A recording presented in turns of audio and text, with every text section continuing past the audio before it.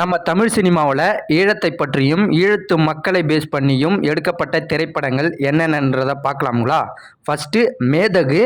மேதகுன்னு சொன்னாலே எல்லாருக்குமே தெரியும். நம்ம மேதகு பிரபாகரனுடைய பயோபிக் மாதிரி எடுத்திருப்பாங்க. மேதகு 1, மேதகு 2ன்னு 2 பார்ட்டாக ரிலீஸ் பண்ணாங்க. படம் பார்க்கவும் நல்லா இருக்கும். அடுத்து 2025 ரிலீஸ் ஆன டூரிஸ்ட் ஃபேமிலி. இந்த டூரிஸ்ட் ஃபேமிலி போன வருஷத்துல ஒன் ஆஃப் த பெஸ்ட் மூவியாக அமைஞ்சுது. இந்த டூரிஸ்ட் ஃபேமிலி கூட இலங்கையிலிருந்து அகழியாக வந்த ஒரு ஃபேமிலியை எப்படி ஆதரவு கொடுக்குறாங்கன்றத பேஸ் பண்ணி எடுத்திருப்பாங்க. நல்லாயிருக்கும், பார்க்க காமெடியாகவும் ஃபன்னாகவும். அடுத்து சல்லியர்கள். இப்போ தான் ரீசெண்டாக இந்த படம் ரிலீஸ் ஆகிருன்னு சொல்லியிருக்காங்க. ஆனால் அதிக தேட்டரில் ரிலீஸ் ஆகலை.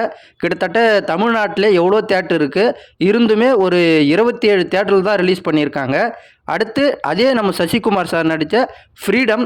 இந்த படமும் ஈழத்து மக்களை பற்றி தான் பேசுகிற மாதிரி ட்ரெய்லர்லாம் காமிச்சிருக்காங்க.